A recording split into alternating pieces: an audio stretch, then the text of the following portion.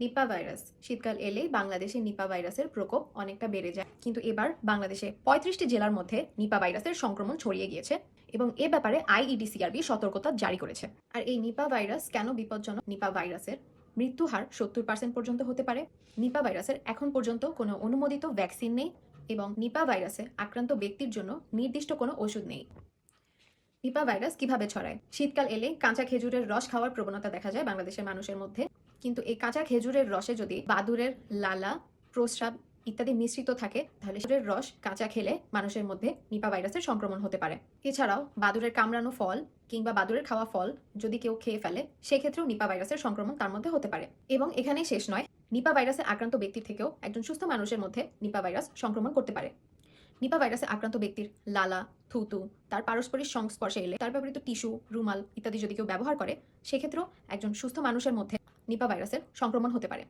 Nipah virus আমাদের নাক, মুখ ইত্যাদির মাধ্যমে আমাদের শরীরে প্রবেশ করে আমাদের ব্রেনে চলে যেতে পারে এবং সেখানে গিয়ে প্রদাহ সৃষ্টি করে। আর এক্ষেত্রে আমরা কিছু উপসর্গ দেখতে পাই।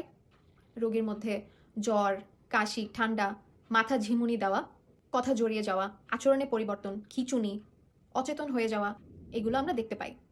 এবং 24 থেকে 48 ঘন্টার মধ্যে এটি মারাত্মক আকার ধারণ করতে পারে।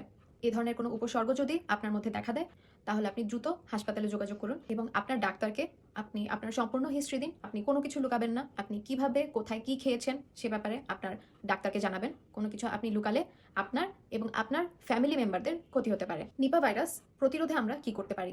নিপা ভাইরাস প্রতিরোধের ক্ষেত্রে আমরা কাঁচা খেজুরের রস খাবো না। যদি খেজুরের রস খেতেই হয়, তাহলে কাঁচা খেজুরের রসটাকে প্রথমে 100 ডিগ্রি সেলসিয়াস তাপমাত্রায় 10 থেকে 15 মিনিট জাল দিয়ে নিতে হবে। এরপরে আপনি খেতে পারেন। অনেকে ভাবেন কাঁচা খেজুরের রস ফ্রেশ থাকে, তাই খেলে কোনো সমস্যা হবে না, কিন্তু এটা ভুল ধারণা। এমনকি বাদুড়ের খাওয়া কোনো ফল খাওয়া যাবে না। রাস্তার পাশে বিক্রি করা কাঁচা খেজুরের রস খাওয়া যাবে না। এবং আক্রান্ত ব্যক্তির ক্ষেত্রে আক্রান্ত ব্যক্তির ব্যবহার করা থালা বাসন আলাদা করে রাখতে হবে। আক্রান্ত ব্যক্তির ব্যবহার করা টিস্যু, রুমাল, জামা কাপড় ইত্যাদি আলাদাভাবে সংরক্ষণ করে সেগুলোকে ফেলে দিতে হবে। আর এই ভাইরাস যেহেতু মানুষ থেকে মানুষে সংক্রমণ হতে পারে, তাই আক্রান্ত ব্যক্তির থেকে দূরত্ব বজায় রাখতে হবে। মাস্ক ব্যবহার করুন এবং বারবার হাত ধুতে থাকুন।